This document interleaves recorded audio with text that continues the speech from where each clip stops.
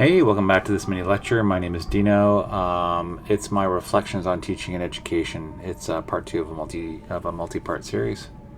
Hopefully, you'll get to derive some of my thoughts over this period of time. I've been a educator at the K to 12 and tertiary level. Tertiary meaning university and college. First thing is this idea of the double life. It is doubly complicated to be a youth today.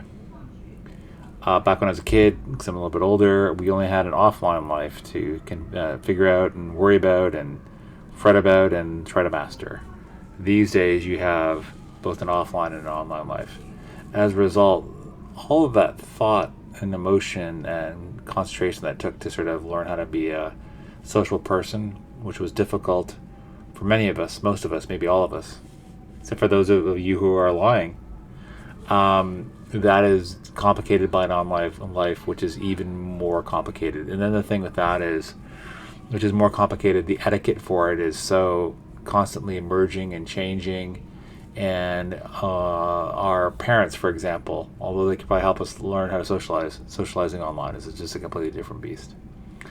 From this, a student life its social life is ever more complicated, and it will become more and more complicated as AI becomes a part of our lives.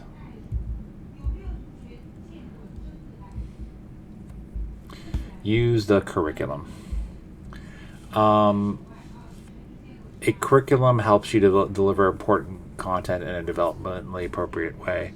For example, I worked at a school teaching PE, and although I was a pretty good athlete back in my day, um, it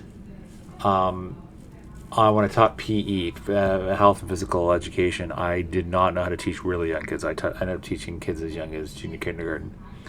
As a result, seeing this curriculum really opened my eyes to how to teach this content in a developmentally appropriate way.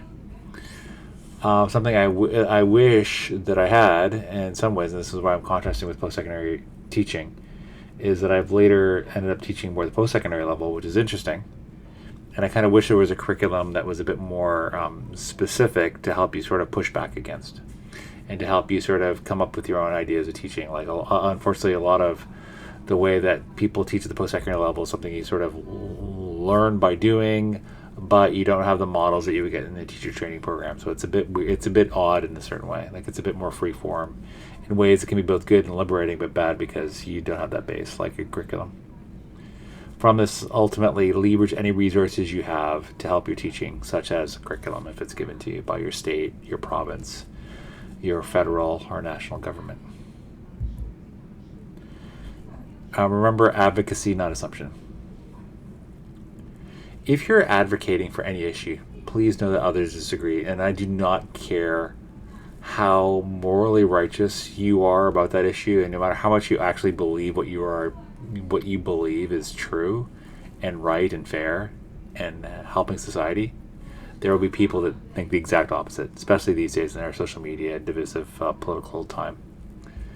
I would highly endorse the idea of advocating for your values, whatever they are, but do so with patience and respect and openness. I think what happens is that because people are impatient, disrespectful, and closed in the way that they talk, hey, I know it's right, you don't. That people that could at least ideally be advocated to join your side instead have a really stony resistance, and that's partially because we don't advocate our values with, again, patience, respect, or openness. But by doing that, it can really help. I'll give an applied example. This is the vision and mission statement for the New York City Department of Education. The URL is at the top, schools.nyc.gov /about-us /vision-and-mission. There are 4 pillars for building trust in New York City public schools, and the first one is diversity in our schools. Here's a quote from the DOE, Department of Education, for those of you who don't know. The DOE is committed to creating and supporting learning environments that reflect the diversity of New York City. We believe all students benefit from diverse and inclusive schools. In the classrooms, we strive to welcome and support all students, families, and school staff. To many of us, they're educators. The idea is of having a learning environment that reflects the diversity of New York City or wherever you're teaching, or that's inclusive, it should again seem that's everyone believes that, but people do not believe in the idea of things being diverse or inclusive. So again, if you believe those things are wholehearted and good, like our friends at the New York City Department of Education, you have to advocate for those things in ways that are open and respectful and honest. From all of this, it is challenging to advocate for issues in your classes. I'm not saying not to, but it's more challenging than you might think. Ultimately, it's good for you. It's good for the people you're advocating to. Free speech in the era of cancel culture. I've written on cancel culture in various publications, and it's really interesting. A lot of talk about speech and cancel culture in the classroom. Whenever you're speaking to any class, you should always do this, even if you don't care about free speech or cancel culture. Try to speak precisely and generously in class. And when I mean generously, it's like someone could say something that's off color and you don't like, or your class might not like, and you can interpret it in a very adversarial, bad way. Try to pretend that they are, or try to interpret it in a way that's generous to the speaker so that you're trying to get the best of what they're saying. Also, you want to develop trust as soon as you can with various stakeholders in your educational setting to help quell and lower any potential issues. This can include your students, obviously, any faculty you work with, staff, the administration of your school, and parents. And you want to build up to more contentious content over time. If I was, especially a beginning teacher, I would want to start with something really hot button the first day. Might want to do it with more neutral content, and then over time, as people kind of understand that you're a good faith actor, then kind of advocate for more complicated and controversial issues. Ultimately, you want to speak freely, but you want to make sure that what you're saying is, again, precise and generous in class. Otherwise, you could get in some trouble, and I wouldn't want that. This is a picture of, for the next slide, this is a picture of me, and some of you might guess, not the person on the phone in the far right, but I'm the person on the left with my beautiful t-shirt. The person right beside me is, for those of you who might guess, that's Jacinda Ardern, who's the Prime Minister of New Zealand. I had the good pleasure of meeting her with some other people a little while ago.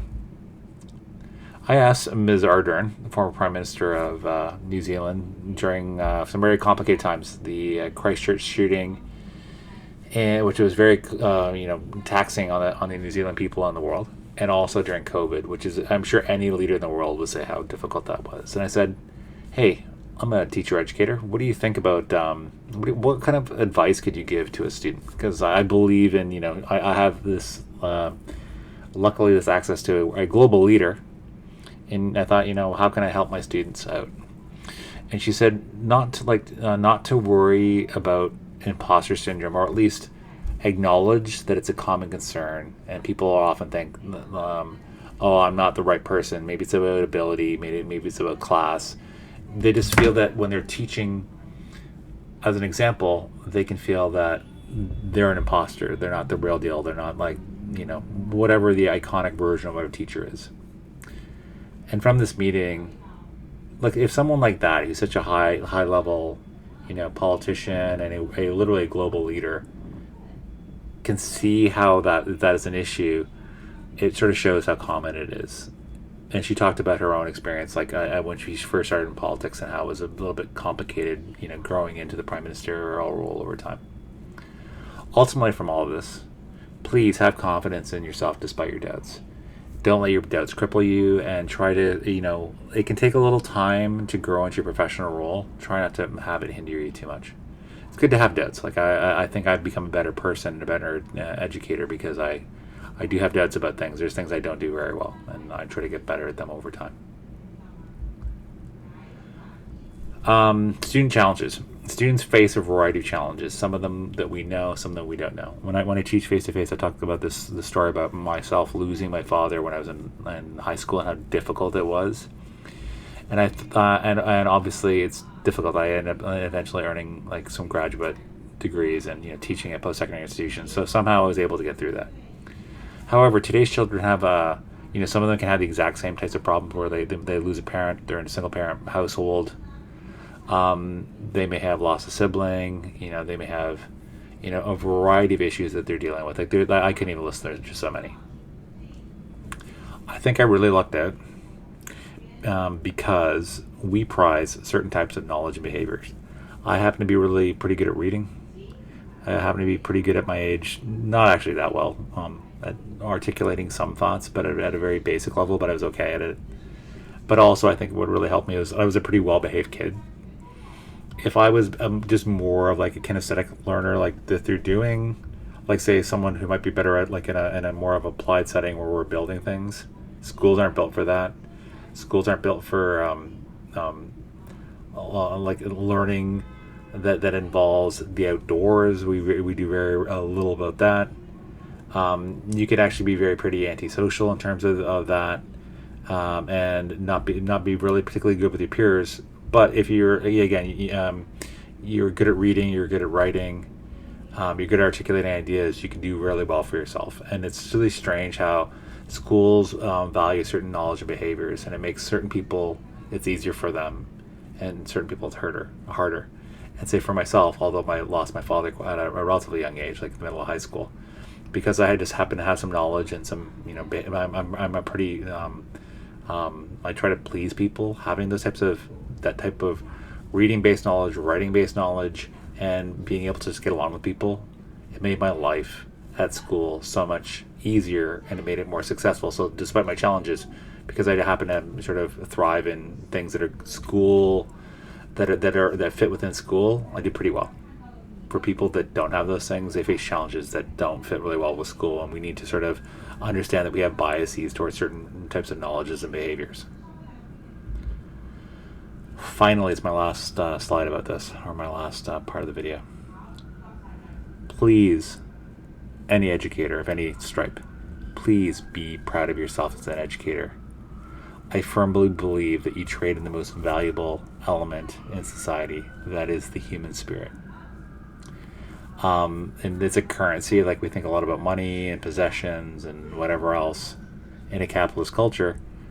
The human spirit and getting the best out of people and helping them grow, that's a really highly devalued currency, unfortunately, I think widely. Otherwise teachers, I think, would at all levels would get paid a little bit better if what they did was more valued by society.